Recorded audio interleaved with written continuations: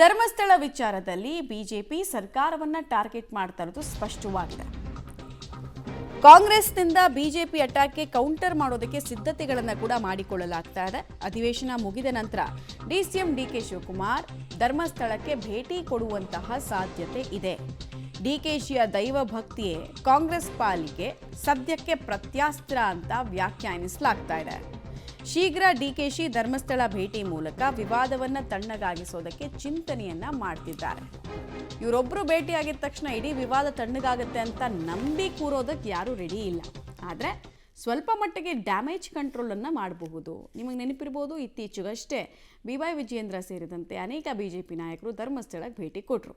ಅವ್ರು ಹೋಗಿರೋದು ಅನ್ನೋ ಕಾರಣಕ್ಕೆ ಇವ್ರು ಹೋಗ್ತಾ ಇರೋದಾ ಅನ್ನೋದು ಒಂದು ಪ್ರಶ್ನೆ ಉಳಿಯುತ್ತೆ. ಎರಡನೇದು, ಇದು ವೈಯಕ್ತಿಕ ಭೇಟಿನ ಅಥವಾ ಪಾರ್ಟಿಗೆ ಡ್ಯಾಮೇಜ್ ಆಗ್ತಾ ಇದೆ, ಅದನ್ನು ಕಂಟ್ರೋಲ್ ಮಾಡೋದಕ್ಕೆ ಭೇಟಿನ ಅನ್ನೋದು ಕೂಡ ಎರಡನೇ ಕುತೂಹಲಕ್ಕೆ ಕಾರಣ ಆಗ್ತಾ ಇದೆ. ಆಮೇಲೆ ಧರ್ಮಸ್ಥಳದ ಪರವಾಗಿ 100 ಡಿಕೆಶಿಗಳು ಇದ್ದಾರೆ ಅಂತೆಲ್ಲ ಮುಂಚೆ ಹೇಳಿಕೆಗಳನ್ನು ಕೊಟ್ಟಿದ್ರು.